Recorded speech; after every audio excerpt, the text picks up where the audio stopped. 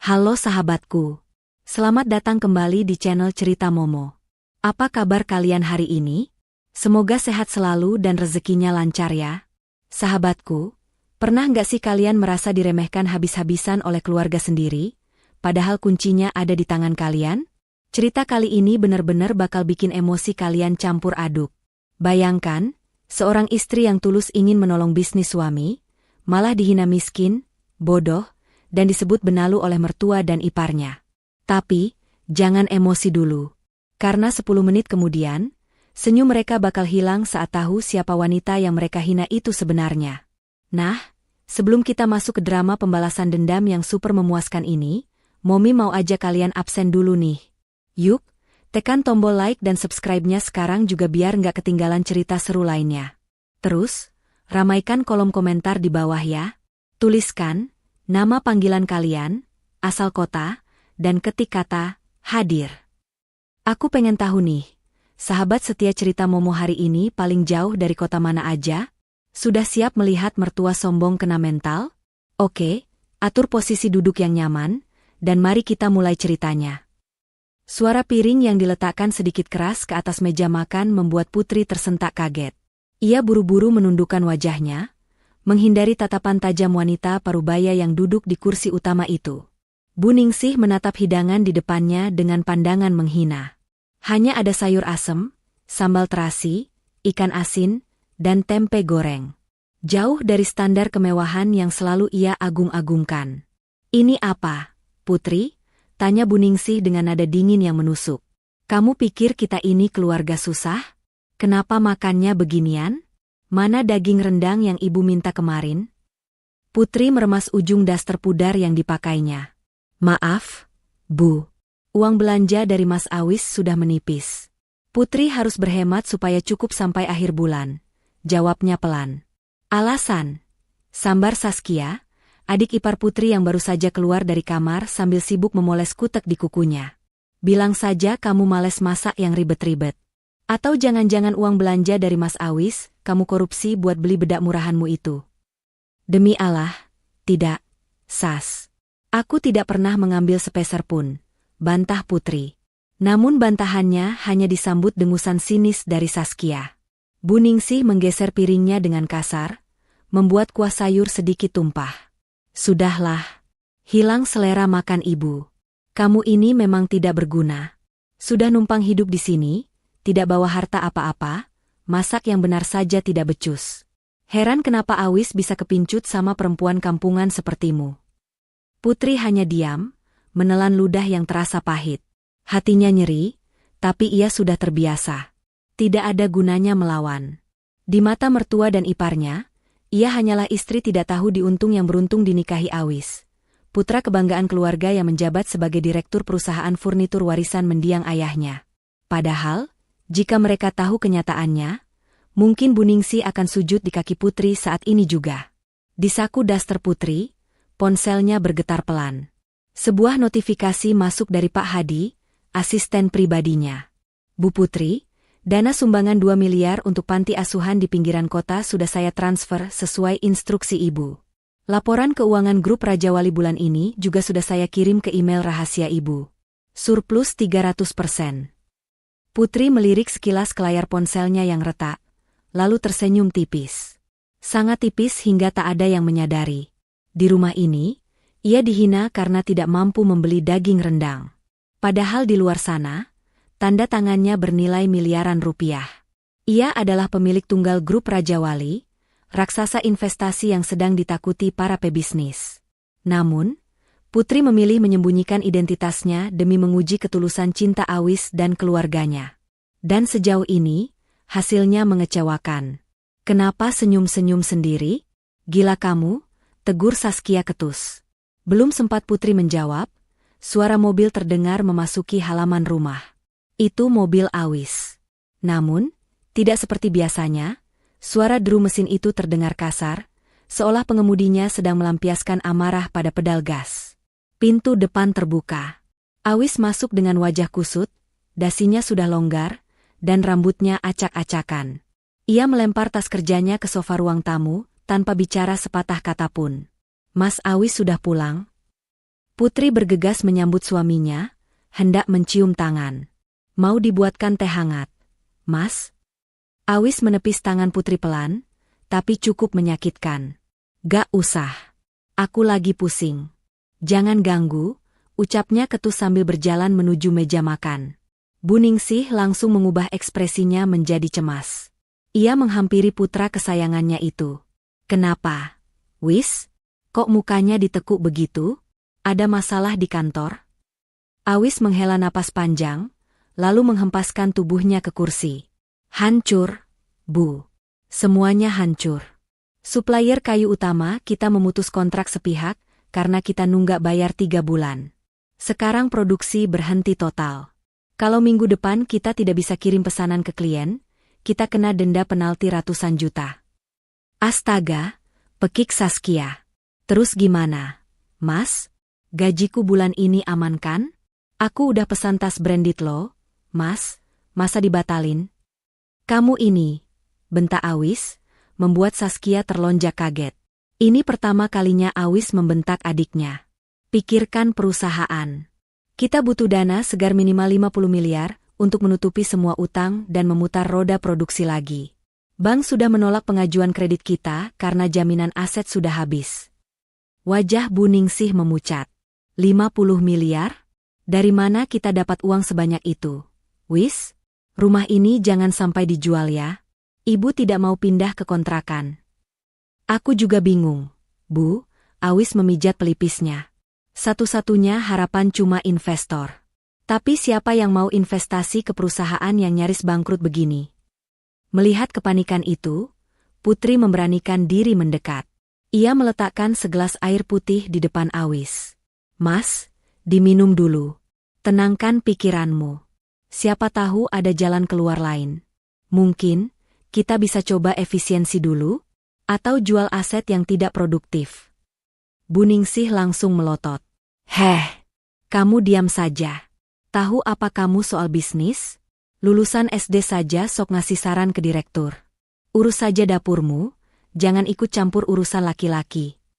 Iya tuh, sok tahu banget.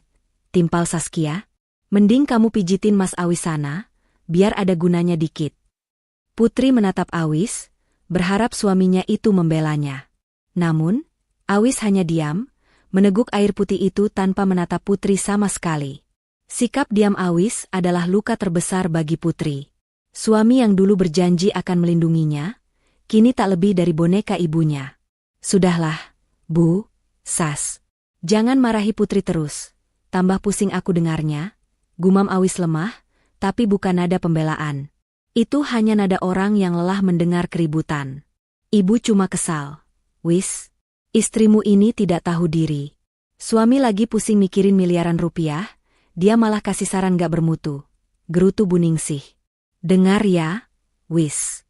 Ibu dengar kabar burung, katanya grup Raja Wali lagi cari perusahaan lokal untuk diakuisisi. Kenapa kamu tidak coba ajukan proposal ke sana? Mendengar nama perusahaannya disebut, Putri sedikit terkejut, namun ia segera menguasai diri. Ia kembali menyibukkan diri membereskan piring kotor, sambil memasang telinga lebar-lebar. Grup Raja Wali, mata Awis sedikit berbinar, lalu kembali redup. Ah, mustahil, Bu. Mereka itu raksasa. CEO-nya misterius dan terkenal sadis kalau seleksi partner bisnis. Perusahaan kita yang sedang sakit, begini mana mungkin dilirik. Dicoba dulu dong, Mas. Seru Saskia bersemangat. Kalau kita berhasil gaet grup Raja Wali, derajat keluarga kita bakal naik lagi. Nanti Saskia yang bantu bikin proposalnya deh. Saskia kan jago kalau soal melobi. Putri menahan tawa getir dalam hati. Saskia? Melobi? Membuat laporan kas kecil saja adiknya itu sering salah hitung. Tapi Putri memilih bungkam. Ia ingin melihat sejauh mana kesombongan mereka akan membawa keluarga ini. Ya sudah, putus Awis akhirnya. Besok aku coba kontak orang dalam di sana. Doakan saja, Bu. Ini harapan terakhir kita. Pasti Ibu doakan, Nak. Ibu yakin kamu bisa. Kamu kan pintar, turunan almarhum Bapak. Puji Bu Ningsih sambil mengelus punggung Awis, lalu melirik sinis ke arah Putri yang sedang mencuci piring di dapur. Beda sama yang di sana itu. Bisanya cuma ngabisin beras. Air mata Putri menetes satu, jatuh ke dalam busa sabun. Baiklah, batin Putri. Kalian menginginkan grup Raja Wali? Aku akan memberikannya. Tapi ingat, setiap keinginan ada harganya. Malam itu, saat semua orang sudah terlelap, Putri diam-diam mengirim pesan singkat kepada Pak Hadi. Besok, terima proposal dari perusahaan furnitur Cipta Karya. Jadwalkan pertemuan minggu depan. Aku ingin melihat pertunjukan sirkus mereka secara langsung. Balasan Pak Hadi datang secepat kilat. Siap, Bu Direktur. Sesuai perintah. Putri meletakkan ponselnya dan menatap langit-langit kamar yang suram. Di sampingnya, Awis tidur memunggunginya. Tidak ada ucapan selamat malam, tidak ada pelukan. Hanya ada dengkuran halus dari pria yang perlahan-lahan mulai ia pertanyakan kelayakannya. Permainan baru saja dimulai. Dan kali ini, Putri yang memegang kendali. Pagi itu, ketegangan di rumah Bu Ningsih terasa lebih pekat daripada kabut subuh. Awis mondar-mandir di ruang tengah sambil menelepon seseorang dengan nada tinggi, sementara Saskia sibuk mematut diri di depan cermin, mencoba berbagai macam blazer yang menurutnya paling modis untuk ke kantor. Saskia, kamu sudah siapkan laporan keuangan tahun lalu? Hari ini kita harus kirim draft awal ke perwakilan grup Raja Wali. Teriak Awis sambil mematikan panggilan teleponnya. Wajahnya merah pada menahan stres. Sudah, Mas. Ada di meja makan, dekat toples kerupuk. Jangan teriak-teriak kenapa sih? Bikin bedakku nggak rata aja, sahut Saskia santai, seolah nasib perusahaan yang di ujung tanduk bukanlah urusan besarnya. Putri yang sedang membereskan sisa sarapan melihat tumpukan berkas tebal tergeletak sembarangan di meja makan. Nalurinya sebagai seorang pebisnis ulung langsung bekerja. Tanpa sadar, tangannya tergerak untuk membuka halaman demi halaman laporan itu. Matanya yang tajam menyapu deretan angka dengan kecepatan kilat. Dalam hitungan detik, kening Putri berkerut. Ada yang tidak beres. Sangat tidak beres. Di kolom pengeluaran operasional divisi pemasaran, divisi yang dipimpin oleh Saskia, tercatat angka fantastis untuk pos, entertainment, akomodasi. Ratusan juta rupiah menguap setiap bulannya dengan keterangan yang samar. Sementara itu, grafik penjualan justru merosot tajam. Ini bukan sekadar kerugian bisnis biasa, ini kebocoran dana internal yang disengaja. Mas, panggil Putri pelan saat Awis mendekat ke meja makan untuk mengambil berkas itu.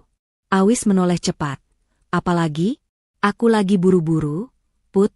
Jangan minta uang belanja dulu. Bukan soal uang, Mas. Putri menunjuk salah satu baris di laporan itu. Coba Mas lihat ini. Pengeluaran divisi Saskia bulan lalu mencapai 300 juta untuk entertainment klien. Tapi di laporan penjualan, tidak ada satupun klien baru yang masuk bulan itu. Ini rasio yang sangat tidak sehat, Mas.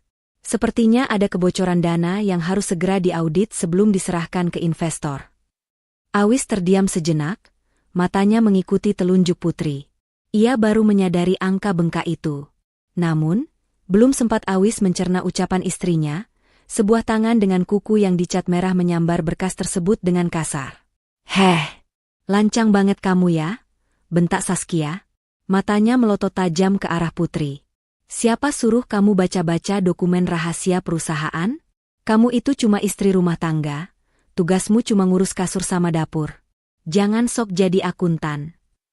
Aku cuma mengingatkan, Sas, jawab Putri tenang, meski hatinya bergemuruh. Angka itu tidak masuk akal. Kalau investor melihat ini, mereka akan langsung menolak proposal Mas Awis. Cash flow perusahaan sedang pendarahan hebat di divisimu. Jaga mulutmu ya. Saskia makin nyalang. Itu dana buat lobi klien di Hotel Bintang 5. Kamu orang miskin mana ngerti caranya entertain orang kaya? Tahunya cuma makan tempe, ya jelas kaget lihat angka segitu. Keributan itu memancing Bu Ningsih keluar dari kamarnya. Ada apa ini ribut-ribut pagi-pagi? Bikin darah tinggi ibu kumat saja. Ini loh, Bu, si Putri lancang banget mengaudit laporanku. Dia nuduh aku korupsi uang perusahaan. Padahal aku kerja keras banting tulang buat bantu Mas Awis. Adu Saskia dengan nada manja yang dibuat-buat, memutarbalikkan fakta. Bu Ningsih langsung menatap Putri dengan tatapan jijik. Ya ampun, Putri, Putri. Kamu itu sadar diri sedikit kenapa sih? Kamu itu lulusan apa? Kuliah saja tidak tamat karena orang tuamu tidak punya biaya, kan? Sekarang berani-beraninya mengajari Saskia yang sarjana ekonomi. Tapi Bu, angkanya memang mencurigakan. Putri mencoba membela diri. Cukup, potong Buningsih keras. Ia menoleh pada Awis. Wis, kamu dengar sendiri kan? Istrimu ini makin lama makin ngelunjak. Kemarin sok ngasih saran, sekarang malah memfitnah adikmu sendiri. Jangan-jangan dia iri sama kesuksesan Saskia. Awis tampak bimbang. Sejujurnya, ia juga merasa pengeluaran itu terlalu besar. Tapi melihat ibunya marah dan adiknya merajuk, keberaniannya menciut. Ia tidak mau menambah masalah di rumah saat kepalanya sudah mau pecah memikirkan utang. Sudahlah, Put, kata Awis akhirnya, suaranya dingin. Kamu tidak mengerti seluk-beluk operasional lapangan. Biaya lobi memang mahal. Jangan bikin suasana makin keruh. Saskia itu adikku, dia tidak mungkin merugikan perusahaan keluarganya sendiri. Saskia tersenyum penuh kemenangan sambil memeluk lengan ibunya. Dengar tuh. Mas Awis saja percaya sama aku. Kamu mending diam, urus tuh cucian numpuk di belakang.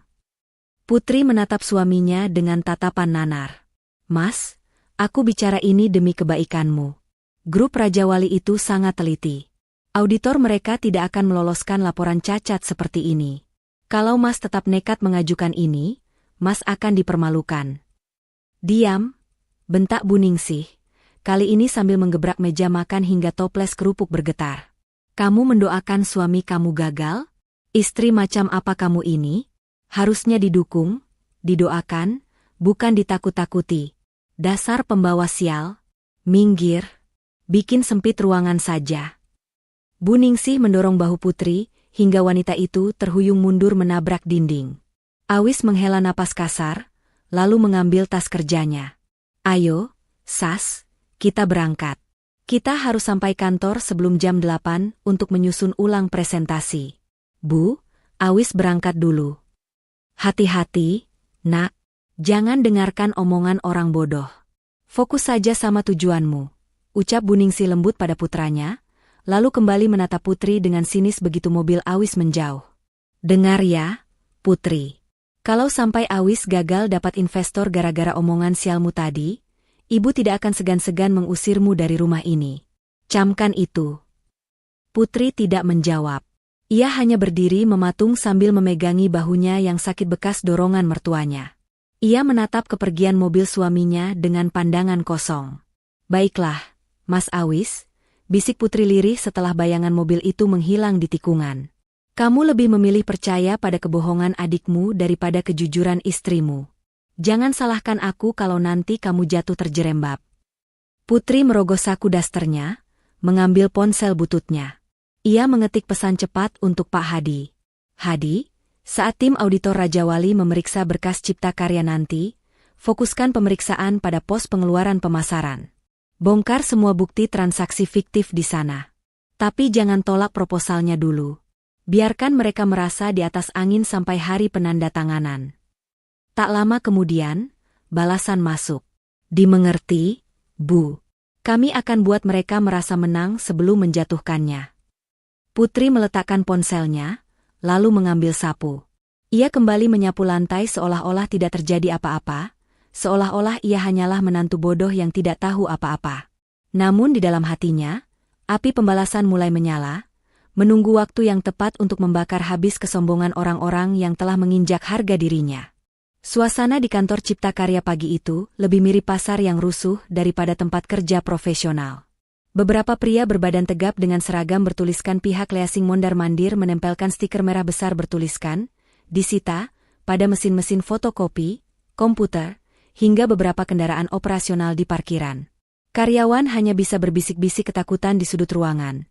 Sementara Awis berdiri mematung di tengah kekacauan itu dengan wajah pucat pasi. Ponselnya terus berdering, panggilan dari vendor-vendor lain yang menagih pembayaran, namun tak satu pun berani ia angkat. Jantungnya serasa mau copot setiap kali melihat stiker merah baru ditempelkan. Pak Awis, kalau minggu depan angsuran pokok tidak masuk, kami terpaksa menyegel gedung ini, Ancam ketua tim eksekusi itu sebelum pergi meninggalkan tumpukan surat peringatan di meja resepsionis. Awis pulang ke rumah lebih awal hari itu, membawa aura keputusasaan yang begitu pekat. Begitu melihat mobil putranya masuk garasi di jam kerja, Bu Ningsih yang sedang bersantai menonton televisi langsung merasakan firasat buruk. Kenapa pulang jam segini? Wis? Mukamu kok kayak mayat begitu? Tanya Bu Ningsih panik sambil memegang dada. Awis menjatuhkan dirinya ke sofa, menatap langit-langit dengan tatapan kosong. Aset kantor mulai disita, Bu. Mobil operasional diambil. Komputer admin diambil. Kalau minggu depan nggak ada dana masuk, gedung kantor disegel. Kita habis, Bu. Habis. Mendengar itu, Bu Ningsih langsung lemas. Tubuhnya merosot di sandaran sofa, napasnya tersengal-sengal dramatis. Ya Allah, mati aku. Mau ditaruh di mana muka ibu kalau tetangga tahu kita bangkrut? Wis, lakukan sesuatu. Jangan diam saja kayak orang bego. Putri yang mendengar keributan itu tergopoh-gopoh datang dari dapur membawa segelas teh hangat. Mas, diminum dulu. Ibu juga, tenang dulu ya, nanti tensinya naik. Jangan sok peduli kamu, sentak Bu Ningsih, menepis gelas yang disodorkan Putri hingga airnya tumpah membasahi karpet. Ini semua gara-gara kamu bawa sial masuk rumah ini. Semenjak Awis nikah sama kamu, rezeki anakku seret. Dasar wanita pembawa petaka. Putri memejamkan mata sejenak, menahan perih di hatinya. Lagi-lagi dia yang disalahkan atas ketidakbecusan mereka mengelola bisnis. Ia baru saja hendak memungut pecahan gelas ketika suara klakson mobil terdengar nyaring dari luar, disusul suara langkah kaki yang berlari terburu-buru. Mas Awis. Ibu. Berita gembira. Saskia menghambur masuk ruang tamu dengan napas memburu, tapi wajahnya berseri-seri. Di tangannya ada sebuah tablet yang layarnya masih menyala. Awis menoleh lemah. Apalagi, Sas? Kalau soal tagihan kartu kreditmu, Mas nggak punya uang. Bukan. Ini soal hidup mati kita. Saskia mengguncang bahu kakaknya. Barusan aku dapat email balasan dari sekretariat grup Raja Wali. Proposal kita lolos tahap seleksi administrasi. Mereka tertarik untuk due diligence dan kemungkinan besar akan menyuntikkan dana. Hening sejenak. Mata Awis yang tadinya redup mendadak terbelalak lebar. Kak, kamu serius? Sas? Jangan bercanda. Lihat sendiri nih. Saskia menyodorkan tabletnya ke wajah Awis. Mereka bilang profil bisnis kita punya potensi, dan CEO mereka sendiri yang akan meninjau langsung minggu depan. Bu Ningsih yang tadinya pura-pura mau pingsan mendadak duduk tegak. Wajahnya segar bugar seketika. Alhamdulillah. Benarkan kata ibu? Doa ibu tembus ke langit. Grup Raja Wali itu kan perusahaan investasi nomor 1 sekarang. Kalau mereka masuk, bukan cuma utang lunas, kita bisa jadi konglomerat lagi. Awis membaca email itu berulang-ulang dengan tangan gemetar. Gila, ini keajaiban. Padahal laporan keuangan kita berantakan. Kok bisa lolos ya? Ya karena aku yang bikin narasi proposalnya dong. Mas, pintarkan aku, klaim Saskia dengan bangga, padahal ia hanya menyalin draft lama. CEO grup Raja Wali pasti orangnya visioner banget. Dia bisa lihat potensi emas di balik kesulitan kita. Beda banget sama orang-orang picik yang bisanya cuma nakut-nakutin. Sindir Saskia sambil melirik sinis ke arah Putri yang sedang mengepel tumpahan teh di lantai. Putri tetap menunduk, menyembunyikan senyum penuh arti di bibirnya. Visioner? Batin Putri. Bukan visioner, Saskia. Aku meloloskan kalian hanya untuk melihat seberapa tinggi kalian bisa terbang sebelum aku jatuhkan. Ibu dengar, CEO grup Raja Wali itu wanita, ya? Tanya Bu Ningsih antusias, matanya berbinar membayangkan tumpukan uang. Iya, Bu. Katanya si wanita misterius, jarang tampil di publik, tapi tangannya dingin banget. Apa yang dia sentuh jadi emas. Jelas Saskia sok tahu. Pasti dia wanita berkelas, cantik, pintar, dan elegan. Nggak kayak. Saskia sengaja menggantung kalimatnya sambil menendang pelan kaki Putri yang sedang berjongkok di dekatnya. Nggak kayak pembantu di rumah ini. Jelas bedalah, Sas, cibir Bu Ningsih. Wanita karir sekelas CEO Raja Wali itu pasti high class. Baunya saja pasti bau uang, bukan bau bawang. Duh, ibu jadi nggak sabar mau ketemu. Kita harus sambut dia sebaik mungkin. Jangan sampai bikin malu. Awis mengangguk mantap, semangatnya kembali membara. Benar, Bu. Kita harus renovasi kantor sedikit. Cat ulang lobi, ganti sofa tamu yang sudah sobek. Kita harus berikan kesan kalau cipta karya itu profesional. Tapi uangnya dari mana? Mas? Kas kan kosong, tanya Saskia. Gadaikan saja perhiasan ibu yang tersisa, seru Bu Ningsih tanpa ragu. Atau cari pinjaman kilat. Nggak masalah bunga tinggi, toh sebentar lagi dana miliaran dari Raja Wali cair. Ini investasi, wis, demi gengsi kita di depan calon dewa penolong. Putri berhenti mengepel sejenak. Ia miris mendengar percakapan itu. Mereka rela berutang lagi hanya untuk memoles kulit luar demi mengesankan orang asing. Sementara istri dan menantu sendiri yang ada di depan mata diperlakukan lebih rendah dari keset kaki. Mas, Putri memberanikan diri bersuara pelan. Apa tidak sebaiknya jujur saja pada investor tentang kondisi sebenarnya? Kalau mereka tahu kita memanipulasi tampilan kantor, nanti malah. Diam kamu, potong Bu Ningsih tajam. Kamu itu maunya apa sih? Mau lihat suami kamu hancur? Orang bodoh dilarang kasih pendapat di rapat direksi keluarga. Sana ke dapur, masak air lagi. Gelas pecah tadi potong dari uang belanja kamu. Awis menatap Putri dingin. Put, tolong jangan rusak suasana. Kamu nggak ngerti strategi bisnis. Image itu segalanya. Putri mengangguk pelan, lalu berdiri membawa ember pel dan pecahan gelas ke belakang. Di dapur yang sepi, ia meletakkan ember itu dan menarik napas panjang. Hatinya perih, tapi tekadnya makin bulat. Ia mengambil ponselnya kembali. Ada pesan masuk dari Pak Hadi. Bu, mereka sudah merespons undangan pertemuan. Pihak Cipta Karya meminta jadwal kunjungan dipercepat. Mereka terdengar sangat putus asa tapi berusaha terdengar elit. Putri mengetik balasan dengan jari yang lincah, terima permintaannya. Beri mereka harapan setinggi langit. Biarkan mereka merasa sudah menang. Oh ya, pastikan kamu bilang pada mereka bahwa CEO Raja Wali sangat benci kebohongan, tapi sampaikan dengan bahasa diplomatis yang pasti tidak akan dimengerti oleh otak dangkal Saskia. Putri menekan tombol kirim. Di ruang tengah, tawa bahagia Bu Ningsih, Awis, dan Saskia terdengar membahana. Mereka tertawa di atas bom waktu yang tombol pemicunya ada di tangan wanita yang baru saja mereka usir ke dapur. Nikmatilah tawanya sekarang, Bu, Mas Awis, gumam Putri sambil menyalakan kompor. Karena minggu depan, kalian akan lupa caranya tersenyum. Kantor Cipta Karya yang biasanya suram kini berubah drastis layaknya lokasi syuting film. Bau cat baru menyeruak tajam di udara, bercampur dengan aroma pengharum ruangan lavender yang disemprotkan secara berlebihan. Di lobi, para pekerja sibuk mengganti sofa kulit sintetis yang sudah retak dengan sofa bludru mewah sewaan. Pot-pot bunga anggrek bulan imitasi berjejer rapi di sepanjang koridor, mencoba menutupi noda lembab di dinding yang catnya mengelupas. Bu Ningsih berdiri di tengah lobi sambil berkacak pinggang, lagaknya persis mandor proyek yang galak. Geser ke kiri sedikit. Jangan miring. Itu lukisan abstrak mahal, sewanya per jam, jangan sampai lecet.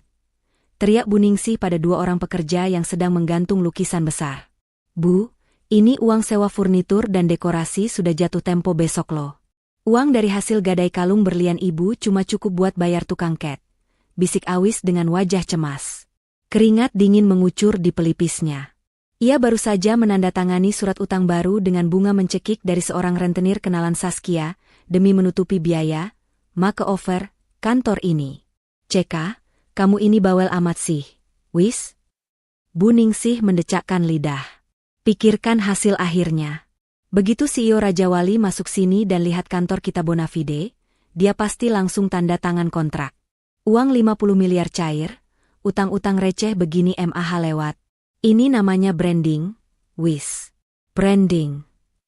Saskia muncul dari ruang rapat dengan senyum lebar, membawa beberapa lembar brosur catering.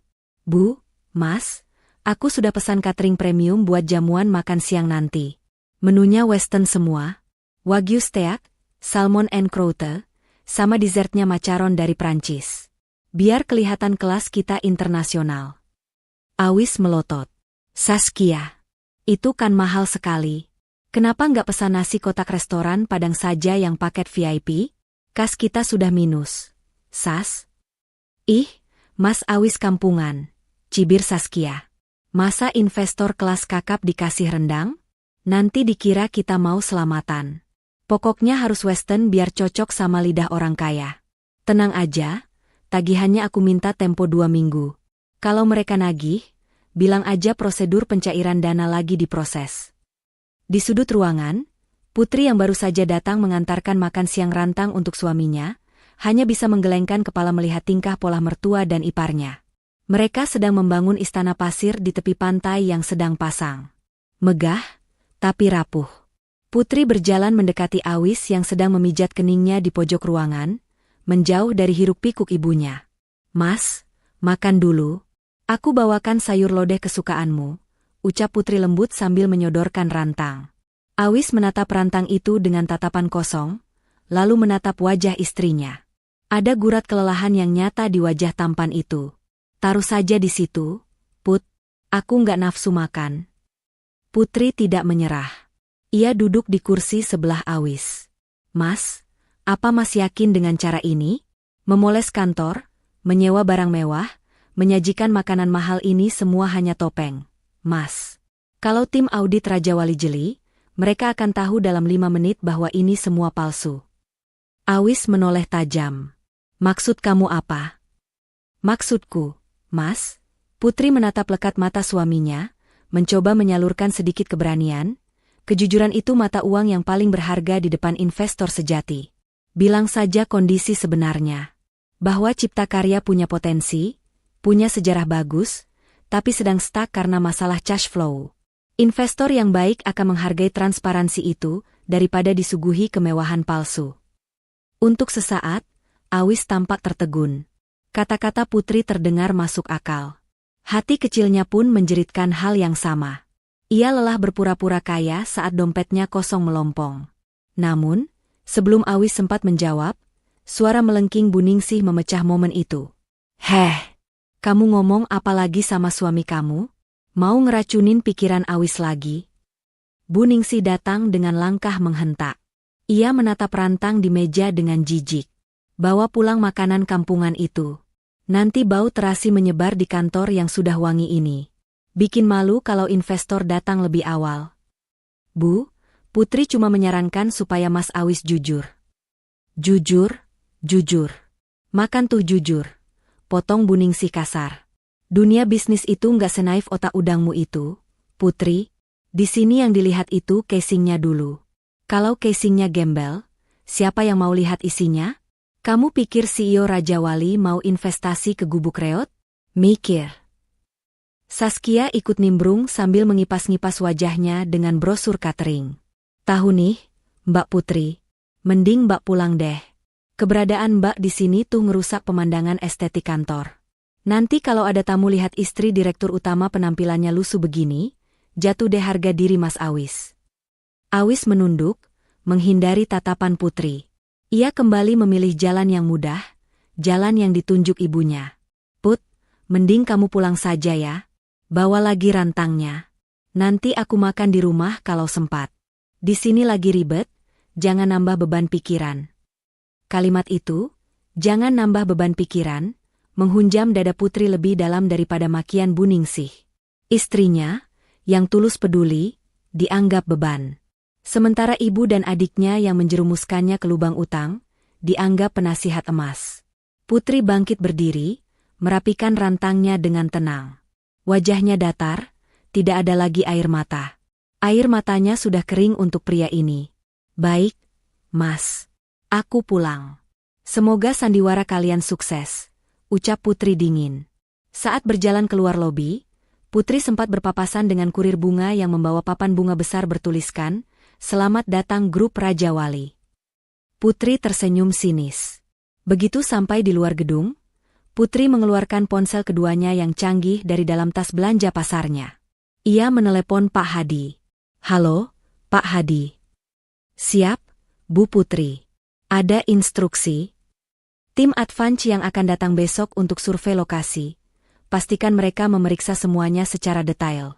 Cek label harga di bawah sofa, cek vendor catering yang belum dibayar, dan cek surat kepemilikan lukisan di dinding. Catat semuanya dalam laporan penilaian. Baik, Bu. Apakah Ibu ingin kami langsung membatalkan pertemuan? Jangan, jawab Putri cepat. Biarkan pertemuan tetap berjalan sesuai jadwal.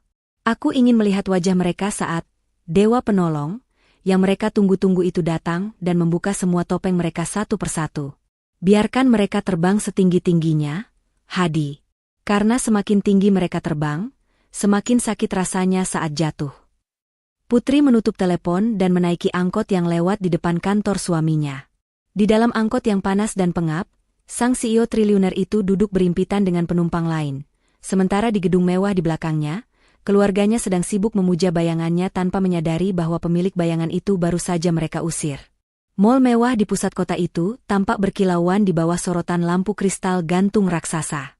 Etalase butik-butik branded memamerkan manekin dengan busana yang harganya setara dengan biaya hidup satu keluarga selama setahun.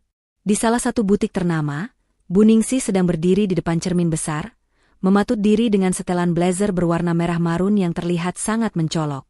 Bagaimana, Wis? Ibu terlihat seperti pengusaha sukses, kan? Wibawanya sudah dapat belum? Tanya Bu Ningsih sambil berputar-putar genit, mengabaikan label harga yang menjuntai di lengan bajunya. Tertera angka 7 juta rupiah di sana. Awis menelan ludah, tangannya meremas dompet kulitnya yang semakin tipis. Bagus sih, Bu. Tapi harganya, apa tidak ada yang lebih murah? Kartu kredit Awis sudah over limit gara-gara bayar sewa dekorasi kantor kemarin. Aduh, Awis? Sela Saskia yang baru keluar dari ruang ganti dengan menenteng 3 pasang dress mahal. Jangan pelit kenapa sih? Ini investasi penampilan. Kalau kita pakai baju Tanah Abang ketemu CEO Raja Wali, yang ada kita diketawain. CEO itu matanya jeli, Wis. Dia bisa bedain mana kain sutra asli, mana polyester kiloan dari jarak 10 meter. Bu Ningsih mengangguk setuju, matanya berbinar menatap pantulan dirinya. Benar kata adikmu, kita harus terlihat selevel dengan mereka. Gesek saja kartu cadanganmu yang dari Bank B itu. Nanti kalau dana cair, kita lunasi semua plus bunganya. Bungkus ini, Mbak, sekalian sama sepatu yang di sana. Perintah Bu Ningsih pada pelayan toko yang tersenyum lebar melihat mangsa empuk. Awis hanya bisa pasrah menyerahkan kartu kreditnya dengan tangan gemetar. Dalam hati ia berdoa semoga mesin edisi itu tidak menolak transaksinya. Bunyi, "Approved," dari mesin itu terdengar seperti vonis hukuman mati baginya, menambah jeratan utang yang melilit lehernya. Namun, melihat senyum ibunya yang merekah, ia merasa sedikit lega. Setidaknya ibunya bahagia. Sementara itu, di rumah yang sepi, Putri sedang berlutut di lantai dapur, membersihkan kerak gosong di pantat panci. Tangannya yang putih dan halus kini memerah terkena sabun keras. Tidak ada AC dingin atau lampu kristal di sini, hanya kipas angin tua yang berputar malas dan suara tikus yang mencicit di plafon. Putri menghentikan kegiatannya sejenak saat ponsel di saku dasternya bergetar. Sebuah notifikasi berita bisnis muncul di layarnya. Grup Raja Wali siap ekspansi besar-besaran, CEO misterius dikabarkan turun gunung. Putri tersenyum miris. Orang-orang di luar sana membicarakan kehebatan dirinya, sementara di rumah ini, ia diperlakukan tak lebih dari seorang upik abu. Tak lama kemudian, suara mobil Awis terdengar memasuki garasi. Putri buru-buru mencuci tangan, merapikan rambutnya yang sedikit berantakan, dan berlari kecil menuju pintu depan untuk menyambut mereka. "Assalamualaikum, Mas, Bu," sapa Putri ramah sambil membuka pintu. Namun, tidak ada jawaban salam.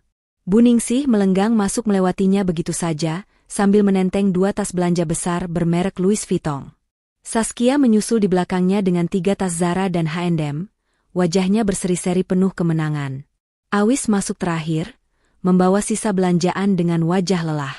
"Minggir, jangan halangi jalan.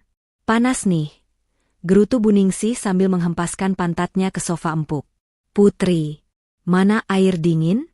Kamu nggak lihat kami keringatan habis meeting persiapan?" Padahal mereka baru pulang belanja, bukan rapat. Tapi bagi Bu Ningsih, belanja adalah bagian dari strategi bisnis. Putri bergegas ke dapur dan kembali dengan nampan berisi 3 gelas es jeruk. Silakan, Bu, Mas, Sas. Saskia menyeruput minumannya rakus, lalu mulai membongkar belanjaannya di karpet ruang tamu. Gila ya, dress ini cantik banget. Besok pas ketemu CEO Raja Wali, aku bakal pakai ini. Siapa tahu aku dilirik terus diangkat jadi asisten pribadinya. Gajinya pasti dolar. Bu Ningsih tertawa renyah. Cocok, Sas. Kamu kan cantik, pintar lagi. Siapa tahu malah kamu dijodohkan sama salah satu direkturnya. Harta kita bakal 7 turunan gak habis. Putri berdiri canggung di sudut ruangan, memperhatikan tumpukan baju baru yang berkilauan itu. Ia melirik ke arah Awis, berharap suaminya membelikannya sesuatu. Sekecil apapun, mungkin sepotong daster baru atau jilbab sederhana. Namun Awis bahkan tidak menatapnya. Pria itu sibuk memijat kaki ibunya. Oh ya, Putri, panggil Bu Ningsih tiba-tiba, suaranya berubah tajam. Ia melempar sebuah kemeja mahal berwarna biru laut dan celana bahan hitam ke arah Putri.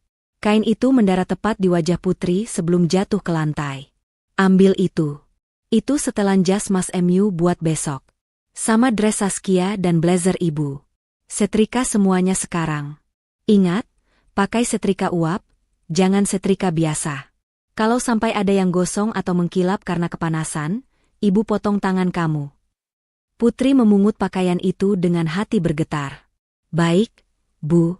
Tapi, Mas Awis tidak membelikan Putri baju untuk besok? Katanya semua keluarga inti harus hadir menyambut investor. Sontak tawa meledak dari mulut Saskia. Ia tertawa begitu keras sampai memegangi perutnya. Hahaha. Aduh, perutku sakit. Mbak Putri ngaca dong. Situ mau ikut nyambut investor? Pakai apa? Daster bolong itu? Bu Ningsih menatap Putri dengan tatapan merendahkan dari ujung kepala sampai ujung kaki. Dengar ya, Putri. Besok itu acara kelas atas. Tamu yang datang itu orang-orang VVIP. Kalau kamu ikut muncul dengan tampang lusuh begitu, kamu cuma bakal jadi noda di pemandangan indah kantor kami. Bikin malu. Tapi, Bu, saya kan istri Mas Awis. Justru karena kamu istri Awis, kamu harus tahu diri. Potong Bu Ningsih sadis. Tugasmu besok bukan ikut salaman sama investor. Tugasmu besok adalah siapkan sarapan pagi-pagi buta, siapkan sepatu kami sampai mengkilap, dan pastikan rumah bersih saat kami pulang bawa kontrak miliaran itu. Mengerti? Putri menoleh ke Awis, tatapannya memohon pembelaan terakhir. Mas? Awis menghela napas panjang, tampak terganggu dengan drama ini. Put, nurut saja kata ibu kenapa sih? Lagian kamu gak punya baju formal yang layak. Nanti kalau ditanya investor kamu siapa, aku bingung jawabnya. Masa aku bilang istri direktur penampilannya kayak pembantu? Sudahlah, kamu di rumah saja besok. Doakan kami dari jauh. Hati Putri hancur berkeping-keping. Bukan karena tidak dibelikan baju, tapi karena suaminya sendiri malu mengakui keberadaannya. Di mata Awis, ia hanyalah aib yang harus disembunyikan. Baik, Mas. Saya mengerti, ucap Putri pelan, suaranya hampir tak terdengar. Ia memeluk tumpukan baju mahal itu erat-erat, lalu berbalik menuju ruang setrika di belakang. Air matanya tidak tumpah. Rasa sakit itu sudah melampaui ambang batas air mata, berubah menjadi dingin yang membeku di dada. Di ruang setrika yang sempit, Putri menyalakan setrika uap. Uap panas mendesis keluar, seolah mewakili amarah yang ia pendam. Ia meletakkan kemeja biru Awis di papan setrika. Kemeja seharga 3 juta rupiah, dibeli dengan uang utang, untuk dipakai suaminya bertemu dengan dirinya, sang pemilik uang. Putri mengelus kain halus itu. Mas Awis, bisiknya lirih pada kemeja kosong itu. Besok, saat kamu memakai baju ini, kamu akan merasa gagah dan percaya diri. Kamu akan merasa seperti raja. Tapi ingatlah, raja tanpa ratu yang bijaksana hanyalah seorang badut yang memakai mahkota. Ia beralih ke blazer merah milik Bu Ningsih. Dan ibu ingin terlihat seperti pengusaha sukses? Besok, aku akan pastikan ibu mendapatkan panggung yang ibu inginkan. Panggung di mana semua topeng ibu akan terlepas. Malam itu, Putri menyetrika hingga larut malam. Setiap lipatan baju yang ia haluskan adalah simbol kesabarannya yang perlahan menipis. Sementara di kamar utama, Bu Ningsih, Awis, dan Saskia tidur nyenyak, bermimpi tentang tumpukan uang dan kejayaan semu, tanpa menyadari bahwa Dewa Penolong yang mereka nantikan sedang menyetrika baju kebesaran mereka di ruangan pelayan yang pengap. Matahari pagi itu bersinar terik seolah ikut memanaskan suasana di kediaman Bu Ningsih. Sejak subuh, rumah itu sudah gaduh seperti pasar. Aroma parfum menyengat bercampur dengan bau hairspray memenuhi ruang tengah. Bu Ningsih berdiri tegak di depan cermin besar ruang tamu, mematut blazer merah marun mahalnya sambil memutar-mutar tubuh, memastikan tidak ada satupun kerutan yang terlihat. Saskia, kamu sudah siap belum? Jangan dandan terus, nanti kita telat. Ingat, first impression itu segalanya, teriak Bu Ningsih melengking. Saskia keluar dari kamar dengan dres selutut yang memamerkan kaki jenjangnya, berjalan lenggak-lenggok seakan karpet ruang tamu itu adalah catwalk. Sudah dong, Bu. Lihat nih, Saskia sudah kayak sekretaris di drama Korea kan? Pasti CEO Raja Wali langsung terpesona. Awis muncul terakhir, tampak gagah dengan kemeja biru laut yang semalam disetrika Putri dengan penuh perasaan. Namun, wajahnya tegang. Tangannya gemetar saat merapikan dasi. Mana berkas proposalnya? Wis, jangan sampai ketinggalan. Itu nyawa kita. Tanya Bu Ningsih sambil memakai kacamata hitamnya, meski mereka masih di dalam rumah. Ada di meja kerja, Bu. Tumpukan map warna biru, jawab Awis gugup sambil menyambar kunci mobil. Ia berlari kecil ke ruang kerjanya, menyambar map biru yang tergeletak paling atas, lalu bergegas keluar. Ayo berangkat. Jalanan macet, kita nggak boleh bikin investor nunggu. Tanpa berpamitan pada Putri yang berdiri di ambang pintu dapur, mereka bertiga masuk ke dalam mobil. Mesin menderu, dan sedan hitam itu melesat pergi meninggalkan kepulan debu. Putri hanya menatap nanar. Tidak ada ucapan, doakan kami, atau sekadar lambaian tangan. Ia benar-benar dianggap angin lalu. Sambil menghela napas panjang, Putri berbalik masuk untuk membereskan kekacauan yang mereka tinggalkan. Bekas tisu rias berserakan di meja, cangkir kopi setengah minum, dan sisa sarapan yang tak disentuh. Saat Putri mengangkat tumpukan koran di meja kerja Awis untuk dibuang, matanya tertumbuk pada sebuah map lain yang tertutup koran itu. Map warna merah. Jantung Putri berdegup kencang. Ia membukanya. Isinya adalah final proposal, revisi terakhir lengkap dengan lampiran data keuangan yang sudah dipoles oleh Saskia, meski tetap penuh manipulasi. Lalu, map apa yang dibawa Awis tadi? Ingatan Putri melayang ke map biru yang disambar suaminya. Itu adalah arsip lama tahun lalu yang berisi data proyek gagal. Jika Awis mempresentasikan itu di depan tim auditor Raja Wali, bukan hanya ditolak, mereka akan dianggap menghina karena menyajikan data kadaluarsa. Astaga, Mas Awis, gumam Putri panik.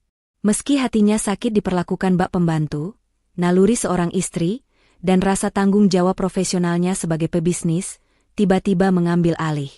Ia tidak bisa membiarkan suaminya mempermalukan diri sendiri dengan kesalahan sepele seperti ini. Jika cipta karya ingin hancur, biarlah hancur karena kebobrokannya sendiri, bukan karena kesalahan teknis bodoh membawa berkas.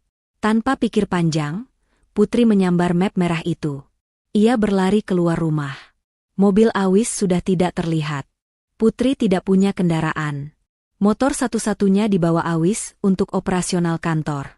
Putri berlari ke pangkalan ojek di ujung gang dengan napas memburu. Daster batiknya yang lusuh berkibar ditiup angin, kakinya hanya beralaskan sandal jepit tipis. Bang! Ojek! Bang! Ke kantor Cipta Karya di Jalan Sudirman. Cepetannya, Bang, darurat? Seru Putri pada tukang ojek yang sedang menyeruput kopi. Waduh, Neng. Sudirman macet parah jam segini. Yakin mau ngebut? Saya bayar 2 kali lipat. Tolong, Bang, ini menyangkut hidup mati suami saya. Desak Putri. Motor bebek tua itu pun melaju membelah kemacetan kota. Panas matahari menyengat kulit Putri tanpa ampun. Debu jalanan menempel di wajahnya yang berminyak dan tanpa riasan. Rambutnya yang diikat asal-asalan mulai acak-acakan diterpa angin. Namun, Putri tidak peduli. Ia mendekap map merah itu di dadanya seolah itu adalah benda paling berharga di dunia. Setelah 30 menit berjibaku dengan kemacetan, motor ojek berhenti tepat di depan gedung Cipta Karya. Gedung itu tampak berbeda hari ini. Spanduk selamat datang terpasang megah. Karangan bunga berjejer rapi. Satpam berseragam baru berdiri tegak di pintu masuk. Putri turun dari motor, membayar tukang ojek dengan uang recehan terakhir dari dompet belanjanya, lalu berlari menuju lobi kaca yang berkilauan. Di dalam lobi yang dingin ber-AC, Saskia sedang sibuk memarahi seorang cleaning service karena ada noda setitik di lantai marmer. "Kamu buta ya? Itu ada noda kopi. Pel sekarang. Kalau investor lihat ini, saya pecat kamu detik ini juga," bentak Saskia, suaranya menggema di lobi yang hening. Saat itulah, pintu kaca otomatis terbuka. Putri melangkah masuk dengan napas tersengal-sengal. Penampilannya sangat kontras dengan kemewahan palsu di sekitarnya. Wajahnya merah karena panas, keringat mengalir di pelipis, dan dasternya tampak kusam di bawah sorotan lampu chandelier. Saskia menoleh dan matanya melotot seakan mau keluar. Ia ternganga tak percaya. Bukan karena kasihan, tapi karena murka. "Ya ampun," pekik Saskia histeris. Ia bergegas menghampiri Putri dengan langkah menghentak. Sepatu hak tingginya berbunyi tak-tak keras di lantai. "Ngapain kamu kesini?" teriak Saskia tepat di depan wajah Putri. "Kamu gila ya? Lihat penampilanmu. Kamu mau bikin malu kita di depan tamu VVIP? Kamu mau dikira pengemis masuk kantor?" Putri mencoba mengatur napasnya. "Sas, dengar dulu. Mas Awis berkasnya salah." "Alasan?" potong Saskia kasar. Ia menatap jijik ke arah sandal jepit Putri yang kotor terkena debu jalanan. "Kamu pasti sengaja kan mau nyusul ke sini karena iri nggak diajak? Atau kamu mau minta uang belanja lagi? Dasar kampungan. Nggak tahu tempat." Keributan itu menarik perhatian beberapa staf kantor yang sedang bersiap. Mereka berbisik-bisik melihat istri bos mereka diperlakukan seperti itu. "Saskia, tolong panggil Mas Awis. Ini penting sekali." Putri menyodorkan map merah di tangannya. "Mas Awis bawa map biru, itu arsip lama. Ini yang benar. Kalau Mas Awis presentasi pakai yang biru, kalian bakal ditertawakan." Saskia menepis tangan Putri kasar, hingga map itu hampir jatuh. "Halah, sok tahu kamu. Mas Awis itu direktur, dia nggak mungkin salah. Kamu tuh yang cari-cari perhatian. Pulang sana. Bau matahari kamu bikin ruangan ini apek." "Tapi Sas." "Security!"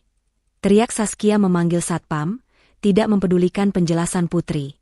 "Usir perempuan ini. Jangan sampai dia terlihat di area lobi saat rombongan grup Raja Wali datang. Seret dia ke pos belakang atau buang ke jalanan sekalian." Dua orang satpam mendekat dengan ragu.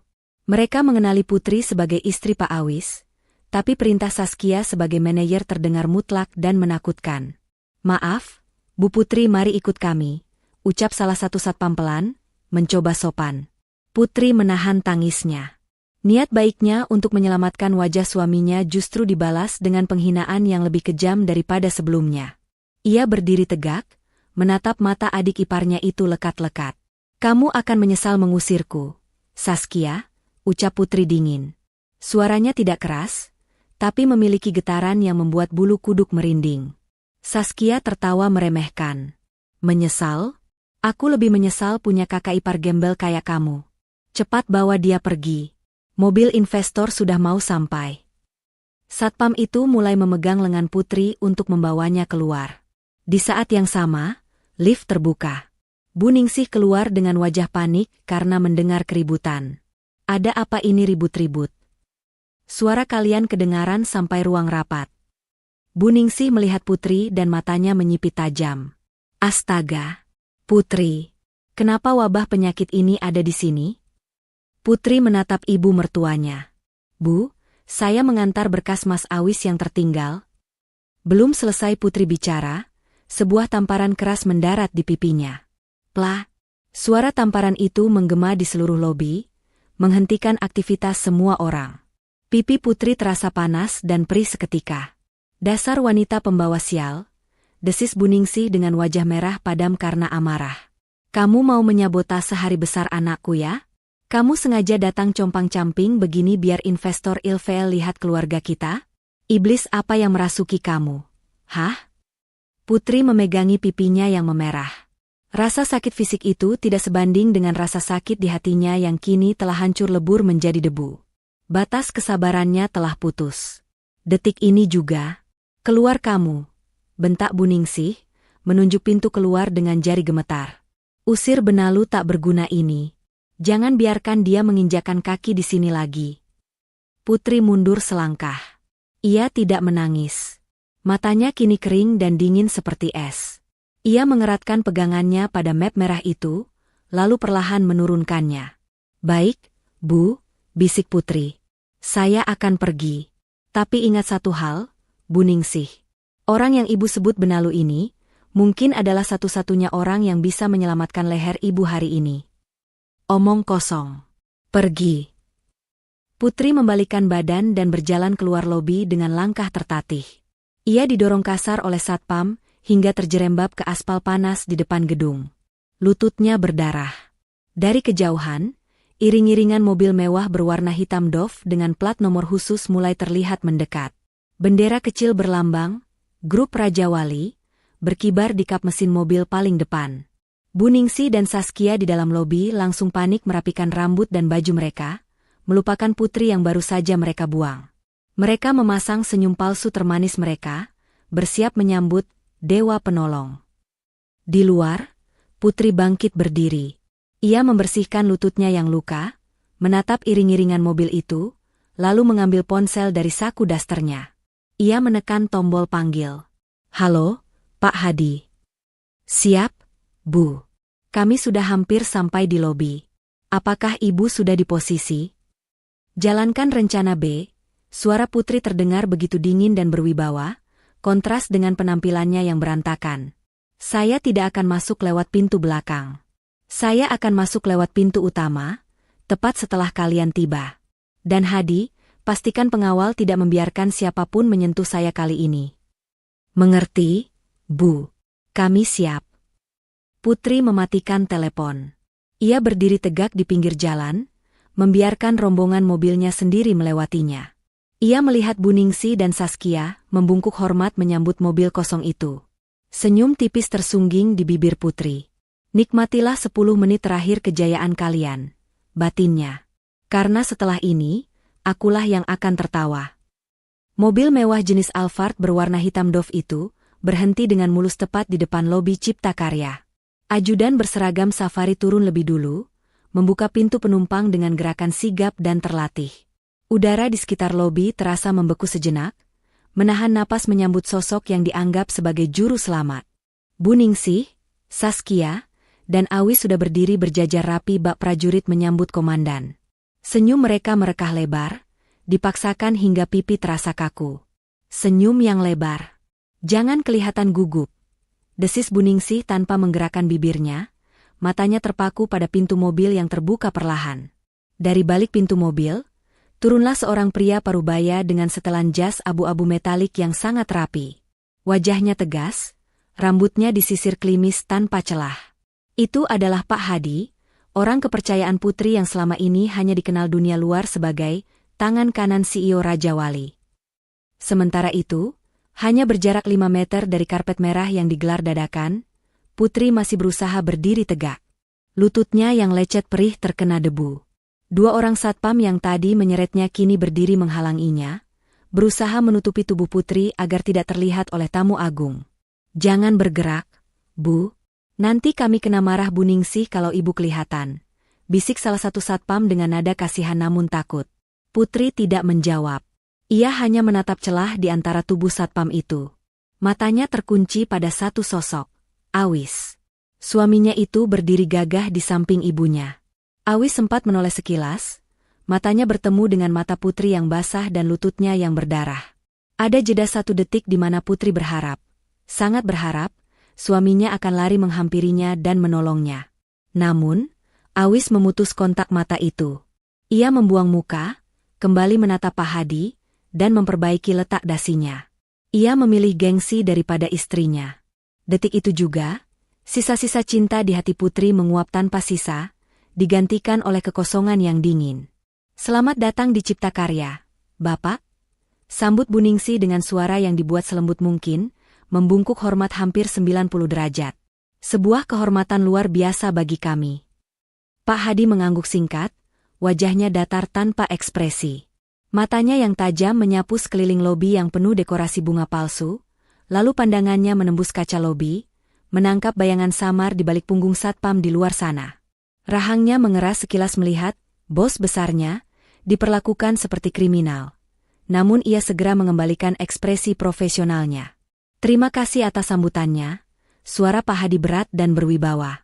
"Saya Hadi, perwakilan direksi grup Raja Wali. CEO kami sedang menerima telepon penting di mobil belakang, dan akan menyusul sebentar lagi." "Oh, Pak Hadi, mari silakan masuk. Kami sudah siapkan ruang VIP untuk Bapak dan Ibu CEO," ujar Saskia dengan nada genit, berusaha memamerkan dress mahalnya. "Saya Saskia, manajer pemasaran di sini. Kalau butuh apa-apa, Bapak bisa langsung panggil saya." Pak Hadi tidak menanggapi godaan murahan itu. Ia melangkah masuk lobi, diikuti oleh Bu Ningsih dan rombongannya yang terus mengekor seperti anak ayam. "Kantor kalian cukup meriah," komentar Pak Hadi datar sambil melirik lukisan abstrak yang miring di dinding. "Oh, tentu Pak. Kami baru saja melakukan rebranding total demi menyesuaikan standar dengan grup Raja Wali," jawab Bu Ningsih bangga, tidak menyadari nada sarkasme Pak Hadi. "Kami ingin menunjukkan bahwa Cipta Karya adalah perusahaan bonafide yang layak investasi." Tiba-tiba, Pak Hadi menghentikan langkahnya. Ia menunjuk ke arah pintu kaca depan, di mana para satpam masih terlihat sibuk menghalangi seseorang. "Maaf, ada keributan apa di luar sana? Sepertinya ada wanita yang terluka?" tanya Pak Hadi memancing. Wajah Bu Ningsih dan Saskia pucat seketika.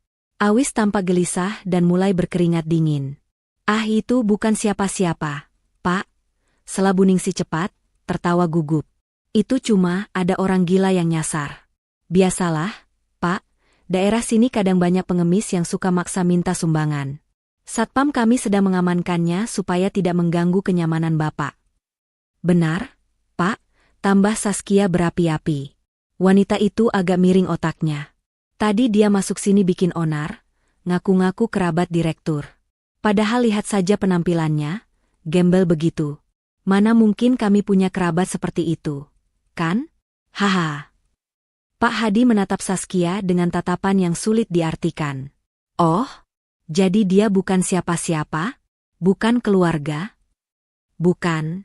Amit-amit jabang bayi," seru Bu Ningsih sambil mengetuk-ngetuk meja resepsionis. "Kami ini keluarga terhormat, Pak." Bibit bebet bobot jelas. "Nggak mungkin kenal sama gembel macam itu." "Tenang saja, Pak, sebentar lagi juga diusir jauh-jauh."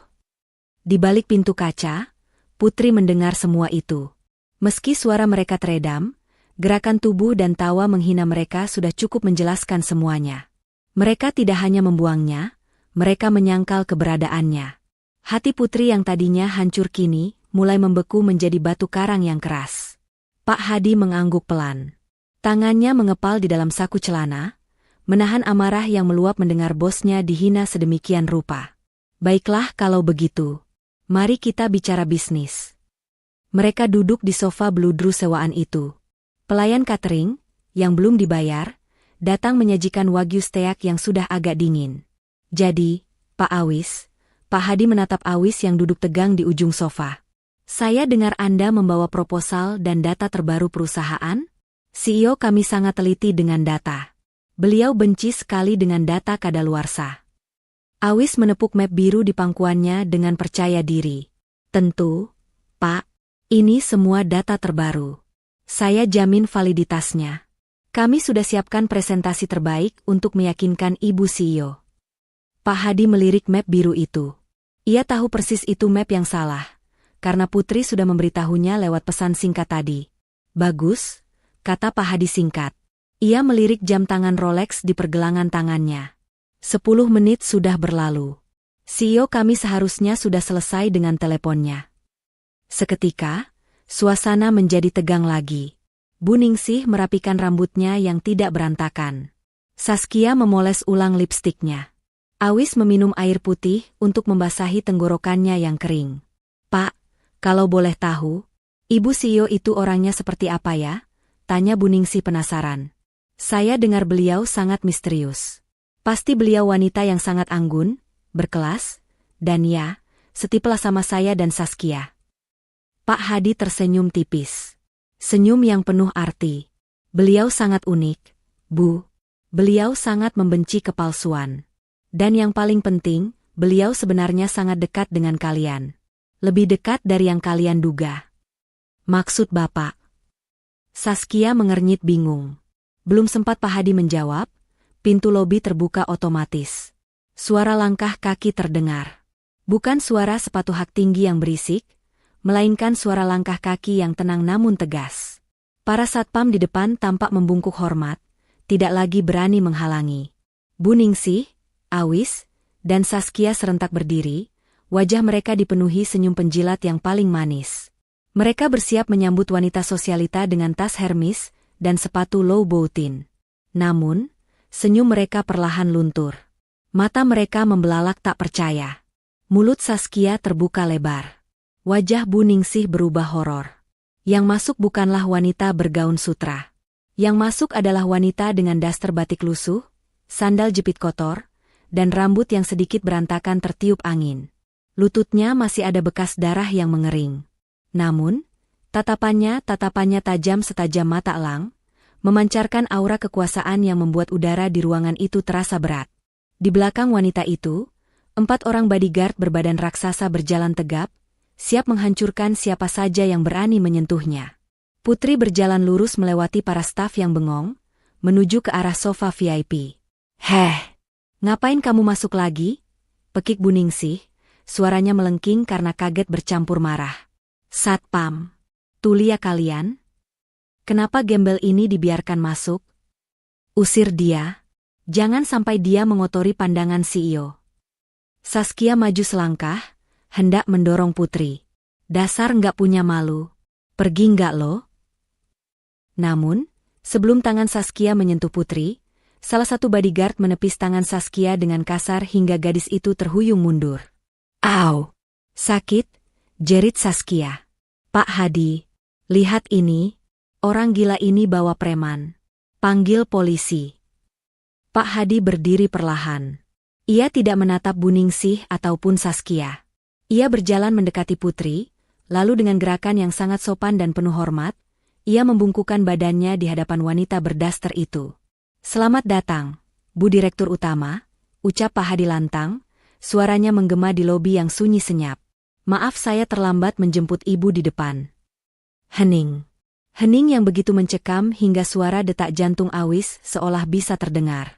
Bu Ningsih membeku dengan mulut terbuka. Saskia mematung dengan mata melotot. Awis menjatuhkan map biru di tangannya ke lantai. Brak!